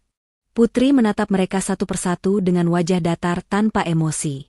Ia kemudian duduk di kursi single paling mewah, kursi yang disiapkan khusus untuk CEO Raja Wali. Ia menyilangkan kakinya yang memakai sandal jepit, lalu menatap ibu mertuanya. Kenapa diam, Bu Ningsih? Tanya Putri, suaranya tenang tapi menusuk tulang. Bukankah tadi ibu bilang ingin bertemu dengan CEO Raja Wali? Orang yang ibu sebut, selevel, dengan ibu. Putri merentangkan tangannya sedikit. Perkenalkan. Saya Putri.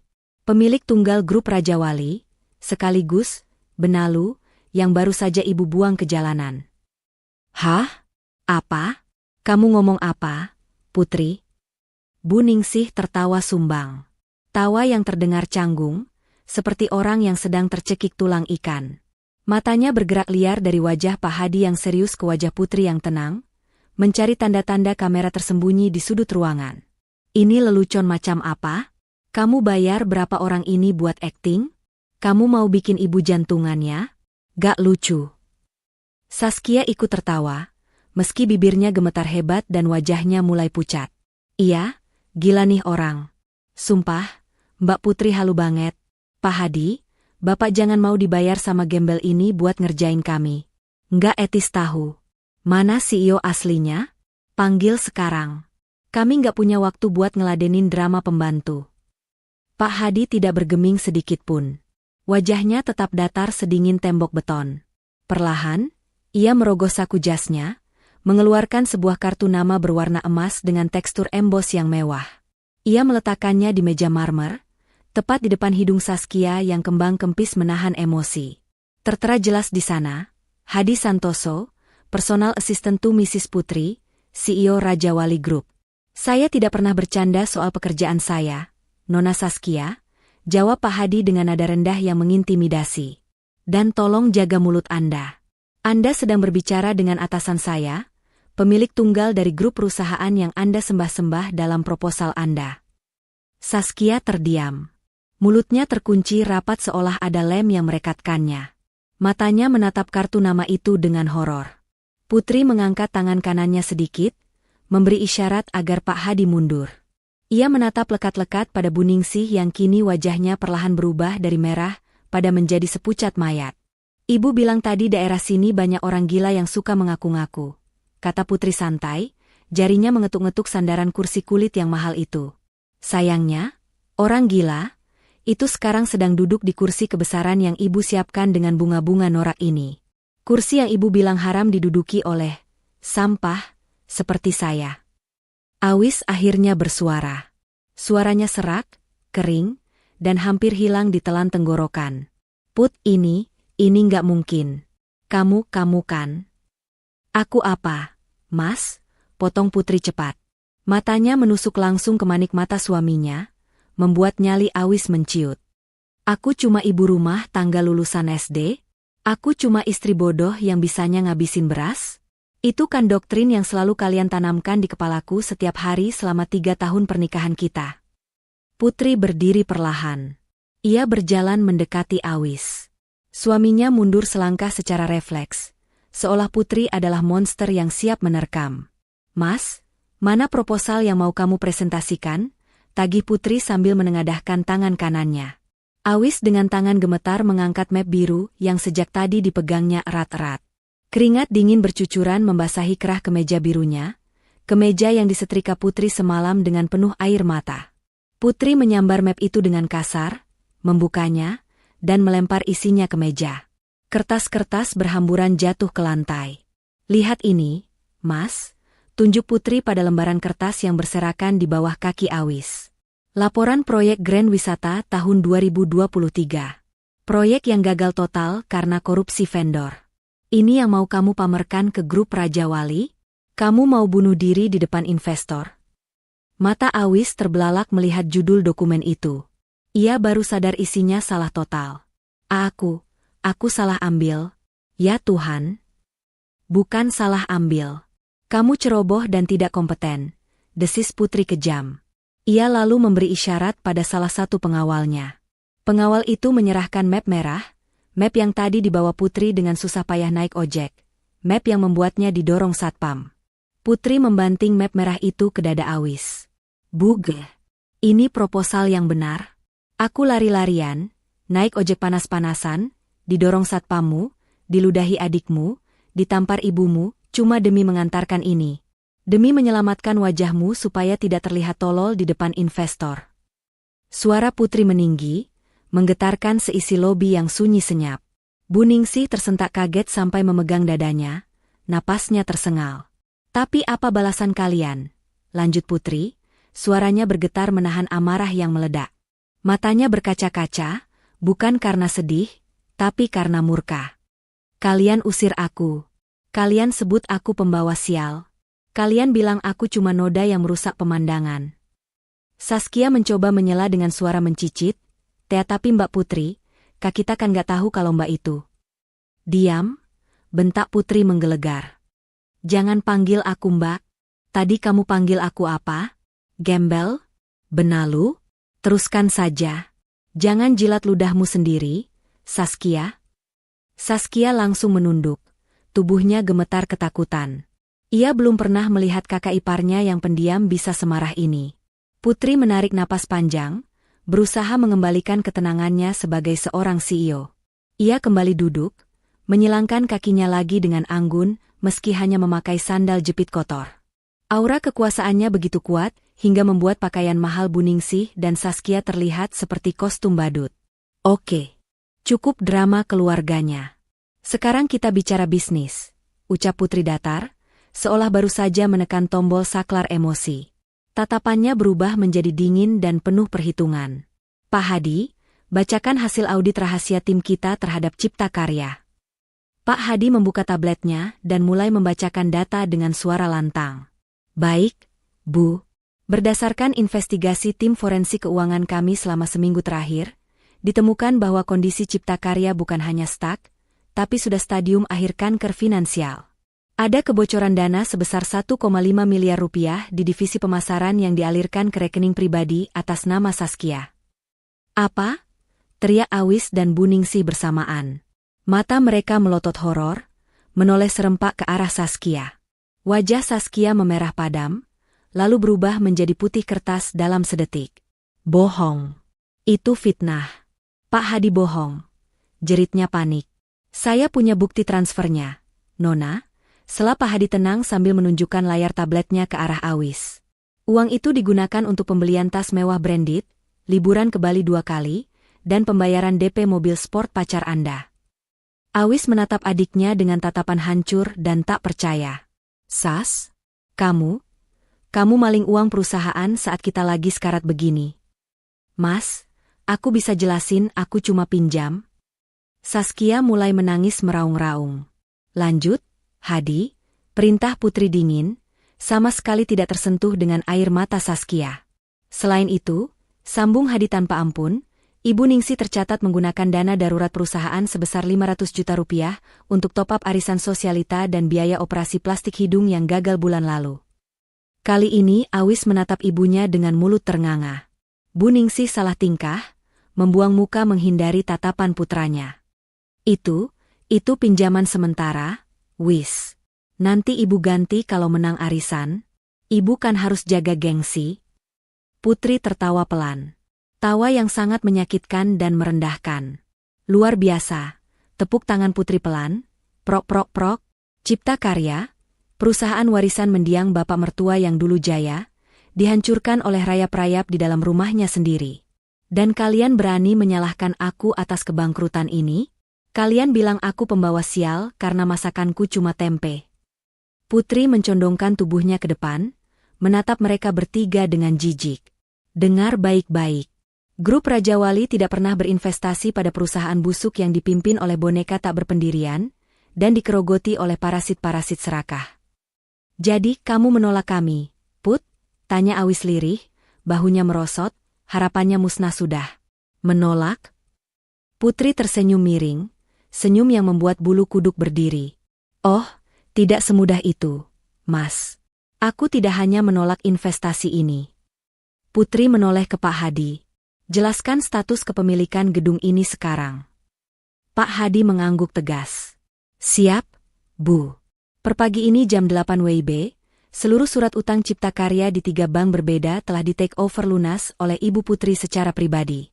Sesuai klausul perjanjian utang piutang, karena Cipta Karya gagal bayar selama 6 bulan berturut-turut, maka seluruh aset jaminan, termasuk gedung kantor ini, tanah pabrik, dan rumah tinggal yang kalian tempati, kini beralih kepemilikan menjadi milik Ibu Putri sepenuhnya. Kalimat itu bagaikan petir di siang bolong yang menyambar tepat di ubun-ubun Bu Ningsih. Tubuhnya goyah, kakinya lemas tak bertulang. Ia ambruk ke sofa, memegangi kepalanya yang pening hebat. Rumahku. Racau Bu Ningsih dengan mata kosong. Rumahku diambil mantu kurang ajar. Ralat, Bu, koreksi Putri tajam, memotong ratapan itu. Bukan diambil, tapi diselamatkan. Kalau bukan aku yang melunasi utang kalian ke bank pagi ini, besok rumah itu sudah ditempeli stiker sita oleh bank dan kalian akan tidur di gerobak sampah. Seharusnya ibu berterima kasih pada Benalu, ini karena sudah berbaik hati membeli utang busuk kalian. Putri berdiri tegak, merapikan dasternya yang kusut. Ia menatap sekeliling lobi kantor yang kini menjadi miliknya. Sekarang, karena gedung ini adalah properti pribadi saya berhak menentukan siapa yang boleh berada di sini dan siapa yang tidak. Jari telunjuk Putri terarah lurus ke pintu keluar kaca yang terbuka lebar. Saya beri waktu 10 menit untuk kalian membereskan barang-barang pribadi. Jangan bawa satupun aset kantor, termasuk laptop atau mobil operasional. Setelah itu, silakan angkat kaki dari gedung saya. Putri, tega kamu sama ibu. Jerit Buningsih histeris, air mata buayanya mulai tumpah deras. Ia mencoba meraih tangan Putri. Ibu ini orang tua yang melahirkan suamimu. Di mana hati nuranimu, nak? Kita kan keluarga. Putri menepis tangan mertuanya itu dengan dingin. Hati nurani saya sudah mati, Bu, jawab Putri tanpa ekspresi. Mati tepat saat ibu menampar saya di depan orang banyak tadi pagi. Mati saat ibu menyuruh satpam menyeret saya seperti anjing kurap. Sekarang, nikmatilah buah dari apa yang ibu tanam. Putri berbalik memunggungi mereka, berjalan menuju lift VIP. Hadi, hitung mundur mulai sekarang. Jika dalam 10 menit mereka masih terlihat di lobi ini, panggil security untuk mengantar mereka keluar. Persis seperti cara mereka mengusir saya tadi. Jangan beri ampun. Baik, Bu. Di belakang punggung Putri, terdengar suara tangisan Saskia yang meraung-raung menyesali nasibnya, dan suara Buningsih yang memaki-maki sambil sesenggukan. Namun, di antara semua suara itu, kebisuan Awislah yang paling menyedihkan. Pria itu hanya diam, jatuh terduduk di lantai marmer yang dingin, menatap map merah di depannya dengan penyesalan yang terlambat. Sangat terlambat. Suasana di lobi Cipta Karya berubah menjadi arena penghakiman yang memalukan. Pak Hadi berdiri tegak sambil melihat jam tangannya, menghitung mundur detik demi detik sisa waktu kejayaan keluarga Awis. Para karyawan yang selama ini ditindas oleh arogansi Saskia dan Buningsih mulai berkumpul di pinggir koridor, menyaksikan drama itu dengan tatapan puas bercampur ngeri. Waktu tinggal 2 menit lagi, ucap Pak Hadi datar. Silakan letakkan semua barang elektronik, kunci mobil, dan dompet yang berisi kartu kredit perusahaan di meja resepsionis. Saskia memeluk tas tangan mewahnya erat-erat, wajahnya basah oleh air mata dan lunturan maskara. Enggak, ini tasku. Aku beli pakai uangku sendiri. Jangan ambil barang-barangku. Jeritnya histeris saat seorang petugas keamanan mendekat. Koreksi, Nona Saskia, potong Pak Hadi tajam. Tas itu dibeli menggunakan dana pemasaran bulan Maret. Kami punya bukti tagihannya. Itu aset perusahaan. Serahkan, atau kami laporkan sebagai tindakan pencurian sekarang juga. Tangan Saskia gemetar. Pilihan antara penjara atau menyerahkan tas kesayangannya adalah siksaan batin baginya. Dengan isak tangis yang memilukan, ia melempar tas Chanel palsu itu ke meja. Petugas keamanan segera mengamankannya. Tidak hanya tas, ponsel iPhone 15 Pro Max miliknya juga disita karena tercatat sebagai inventaris kantor. Ini perampokan, teriak Buningsih, yang kini duduk lemas di lantai karena kakinya tak kuat menopang tubuh. Kalian menindas janda tua. Awis, lakukan sesuatu. Kamu itu laki-laki, masa diam saja melihat ibu dan adikmu dijarah begini? Lawan mereka. Awis berdiri mematung di tengah kekacauan itu. Wajahnya kosong, jiwanya seakan sudah terbang entah kemana. Ia menatap kunci mobil di tangannya, mobil dinas direktur yang selama ini menjadi simbol status sosialnya. Dengan gerakan lambat, Awis meletakkan kunci itu di meja resepsionis.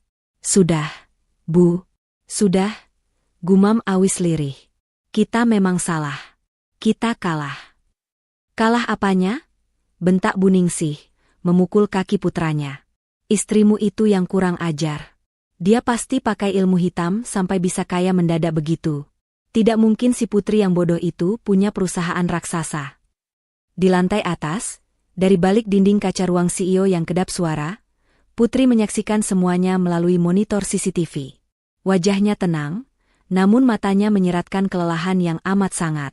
Ia tidak menikmati penderitaan mereka, tapi ia tahu ini adalah pelajaran yang harus diberikan. Pintu ruangan terbuka. Awis masuk dengan langkah gontai, dikawal ketat oleh 2 bodyguard. Ia memohon izin untuk berbicara empat mata dengan Putri untuk terakhir kalinya. Putri mengangguk pelan, memberi isyarat pada pengawal untuk menunggu di luar. Kini, hanya ada mereka berdua. Suami dan istri yang kini terpisah jurang status sosial yang menganga lebar. Awis menatap Putri. Wanita di depannya masih memakai daster batik yang sama, tapi aura yang memancar darinya begitu asing. Begitu berwibawa dan tak tersentuh. Awis ingin maju memeluknya, tapi kakinya terpaku di lantai. "Put," suara Awis bergetar. "Kenapa kamu nggak pernah bilang? Kalau aku tahu kamu sekaya ini, aku nggak akan." "Nggak akan apa, Mas?" potong Putri dingin. Ia memutar kursi kebesarannya menghadap jendela, memunggungi Awis. "Nggak akan selingkuh tipis-tipis? Nggak akan membiarkan ibumu menghinaku? Nggak akan menjadikan aku babu?" "Aku?" Awis tercekat. Putri berbalik cepat, matanya menatap tajam. "Itu intinya, Mas. Kamu hanya akan menghargaiku jika kamu tahu aku punya uang. Kamu mencintai hartaku, bukan diriku. 3 tahun aku menyamar jadi orang biasa, hidup sederhana, makan tempe, naik angkot cuma demi mencari satu hal, ketulusan. Dan kamu gagal total." Awis jatuh berlutut. Air matanya menetes ke karpet tebal ruangan itu.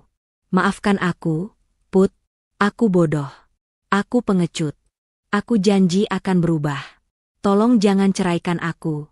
Kita bisa mulai lagi dari nol. Aku akan jadi suami yang baik. Aku akan tegas sama ibu." "Terlambat," desis Putri. "Kemana ketegasanmu saat ibumu melempar kain pel ke wajahku? Kemana suaramu saat Saskia menuduhku mencuri uang belanja? Kamu diam, Mas. Kamu menikmati kenyamanan menjadi anak mami daripada menjadi imam bagi istrimu." Putri mengambil sebuah amplop coklat dari laci meja dan melemparkannya ke hadapan Awis. "Itu surat gugatan cerai. Sudah aku tanda tangani. Pengacaraku akan mengurus sisanya." Awis menatap amplop itu dengan pandangan kabur. Hatinya hancur berkeping-keping. "Dan satu lagi," lanjut Putri, nadanya semakin dingin. "Soal utang perusahaan yang aku lunasi, aku tidak menggratiskannya. Anggap itu utang pribadi kalian padaku. Kalian harus membayarnya dengan bekerja. Tapi tentu saja, bukan sebagai direktur atau manajer." Awis mendongak, bingung. "Maksudmu?" "Keluar dari sini, Mas. Waktumu habis." 2 bodyguard masuk kembali, menarik lengan Awis untuk berdiri. Awis diseret keluar ruangan, meninggalkan Putri yang kembali menatap monitor CCTV.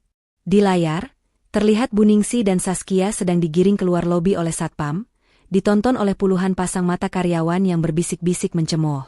Di depan lobi gedung, matahari siang menyengat tanpa ampun. Bu Ningsih, Saskia, dan Awis berdiri di trotoar panas. Penampilan mereka kacau balau. Bu Ningsih kehilangan satu sepatunya saat meronta tadi. Saskia tidak lagi memegang ponsel ataupun tas. Awis hanya memegang amplop coklat berisi gugatan cerai. Mobil-mobil mewah mereka masih terparkir rapi di halaman kantor, tapi mereka tidak punya kuncinya. Mobil itu kini milik Putri. "Terus kita pulang naik apa?" jerit Saskia frustrasi, menghentakkan kakinya yang lecet ke aspal. "Panas banget. Kulitku bisa gosong. Pesan taksi online dong, Mas." "Pakai apa pesannya, Sas?" "HP Mas disita, HP kamu disita," jawab Awis lemah. Ia merogoh saku celananya, hanya menemukan uang tunai Rp20.000 yang lecek.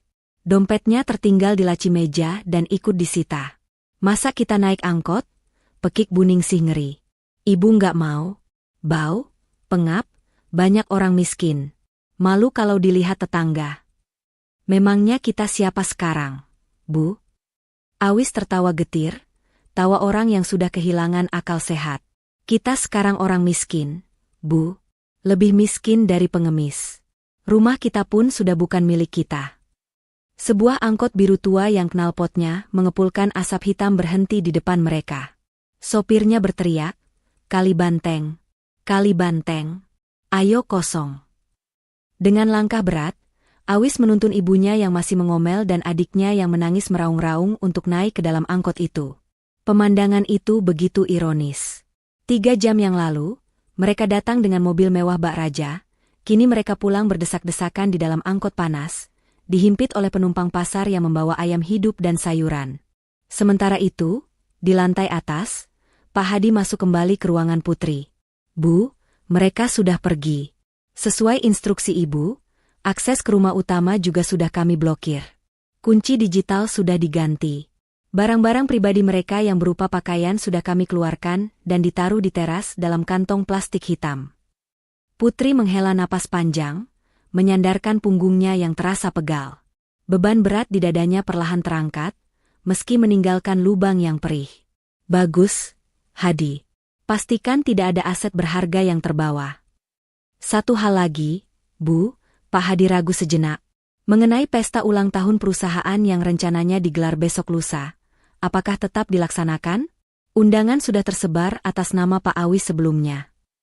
Putri tersenyum tipis. Senyum penuh arti. Tentu saja tetap dilaksanakan, Hadi. Tapi dengan sedikit perubahan tema.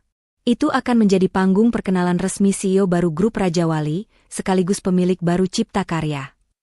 Apakah Ibu akan mengundang mereka? Tanya Pak Hadi. Undang mereka, jawab Putri tegas. Berikan undangan VIP. Aku ingin mereka melihat dengan mata kepala sendiri, pesta kemenangan yang seharusnya menjadi milik mereka, tapi mereka buang demi kesombongan semu. Putri berdiri, berjalan menuju jendela kaca besar yang menampilkan pemandangan kota. Di bawah sana, angkot biru yang membawa suami dan mertuanya perlahan menghilang di tengah kemacetan. Hukuman fisik hanyalah permulaan, Hadi, gumam Putri pelan. Hukuman sesungguhnya adalah penyesalan seumur hidup. Dan besok lusa, penyesalan itu akan mencapai puncaknya. Putri berbalik, melangkah keluar ruangan. Kali ini, kepalanya tegak. Tidak ada lagi Putri si upik abu. Yang ada hanyalah Putri, sang ratu yang telah kembali ke tahtanya. Siapkan mobil. Kita ke salon. Aku butuh makeover untuk pesta besok. Sudah terlalu lama aku menyembunyikan kecantikanku di balik daster lusuh ini. Malam puncak perayaan ulang tahun Cipta Karya, yang kini telah resmi berganti nama menjadi anak perusahaan Raja Wali Furnitur, digelar di Grand Ballroom Hotel Bintang 5 termewah di kota. Lampu kristal raksasa memancarkan cahaya keemasan, memantul pada gaun-gaun malam sutra dan jas-jas mahal para tamu undangan. Di sudut ruangan, dekat meja prasmanan, berdiri 3 sosok yang tampak canggung dan gelisah. Bu Ningsih, Awis, dan Saskia. Mereka hadir berbekal undangan VIP yang dikirimkan Putri, namun penampilan mereka jauh dari kata VIP. Bu Ningsih mengenakan kebaya lama yang sedikit longgar, karena berat badannya turun drastis dalam 2 hari terakhir akibat stres.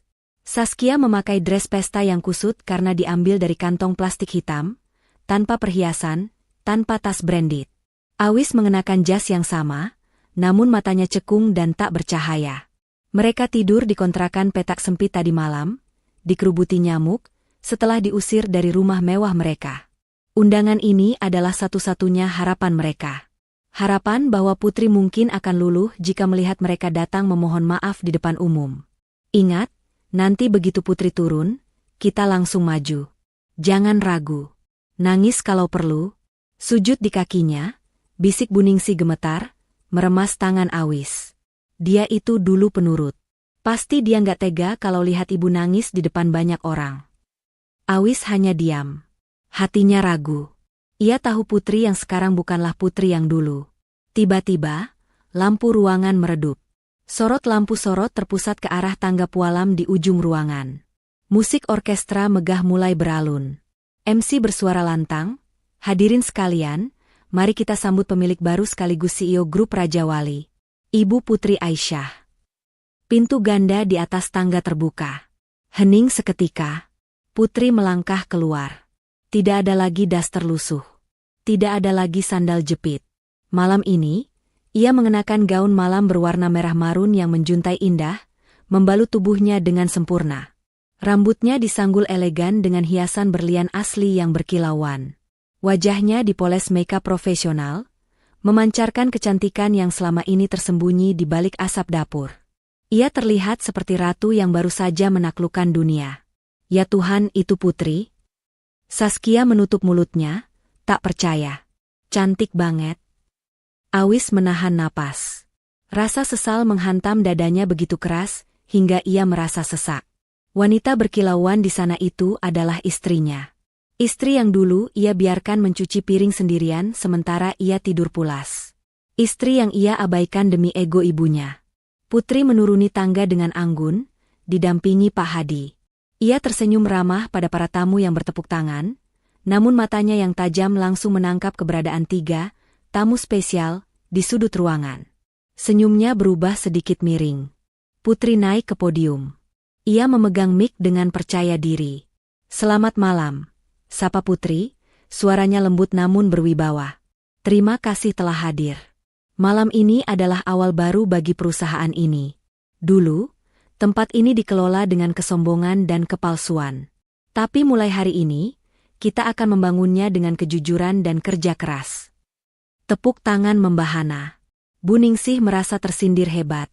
Wajahnya panas. "Saya juga ingin mengucapkan terima kasih khusus," lanjut Putri, matanya terkunci lurus ke arah Bu Ningsih. "Kepada masa lalu saya. Kepada orang-orang yang mengajarkan saya bahwa kesabaran ada batasnya, dan bahwa harga diri tidak bisa dibeli dengan uang belanja recehan." Sadar ini momennya, Bu Ningsih nekat menerobos kerumunan. Ia menyeret Awis dan Saskia. "Putri, anakku." Bu Ningsih berteriak histeris, membuat semua tamu menoleh kaget. "Putri, ini ibu, nak. Maafkan kami hilaf. Jangan buang kami, nak." Awis mencoba menahan ibunya karena malu, tapi Bu Ningsih sudah terlanjur berlutut di depan panggung. Saskia ikut berlutut sambil menangis buaya. "Mbak Putri, maafkan Saskia. Saskia janji bakal baik sama Mbak." Suasana hening tegang. Bisik-bisik mulai terdengar. Para tamu memandang jijik pada drama murahan itu. Putri menatap mereka dari atas panggung tanpa berkedip. Tidak ada rasa iba di matanya. Ia memberi isyarat tangan. Musik berhenti. Putri turun dari panggung perlahan. Suara hak sepatunya tak menggema mendekati mereka. Ia berdiri tepat di depan Bu Ningsih yang sedang sujud. "Berdiri, Bu," ucap Putri datar. "Tidak. Ibu tidak mau berdiri sebelum kamu maafkan.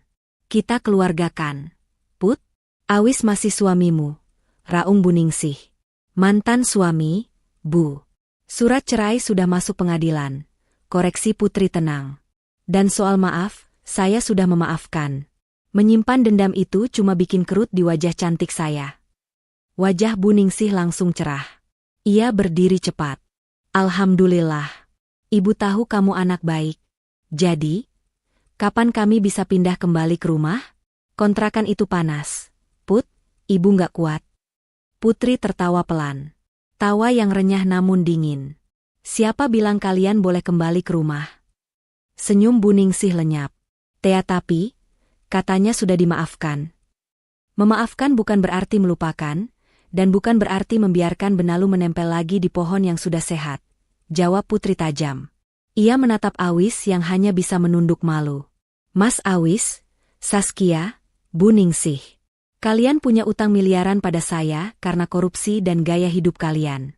Saya tidak akan memenjarakan kalian, karena saya masih punya sedikit belas kasihan pada almarhum bapak mertua." Putri menjentikan jarinya. Pak Hadi maju membawa 3 seragam berwarna biru muda.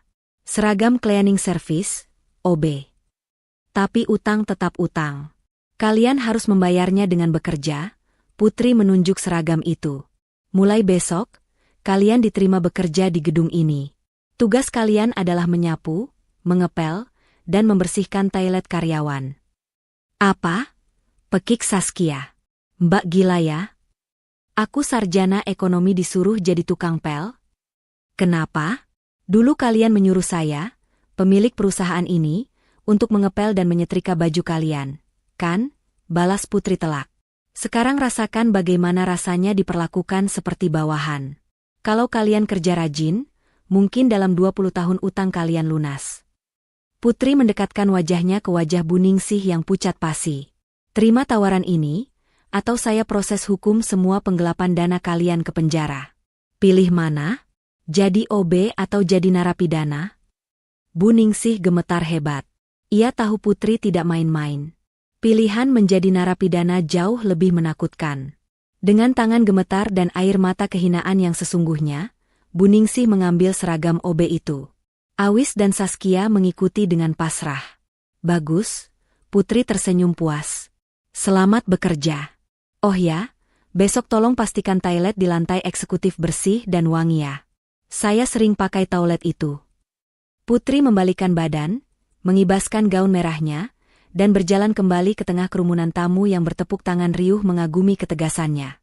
Ia disambut oleh rekan-rekan bisnis yang hormat padanya. Ia bersinar terang. Sementara di sudut gelap ruangan, di bawah bayang-bayang kemewahan pesta, Bu Ningsih, Awis, dan Saskia memeluk seragam cleaning service mereka sambil menangis tanpa suara. Mereka menatap punggung Putri yang semakin menjauh, menyadari bahwa mereka baru saja kehilangan berlian paling berharga hanya karena mereka terlalu sibuk memungut batu kali. Dan malam itu, Putri tidak menoleh ke belakang lagi. Pesan moral cerita. Jangan pernah menilai seseorang hanya dari penampilan luarnya, dan jangan pernah merendahkan orang lain saat kamu merasa di atas. Karena roda kehidupan itu berputar.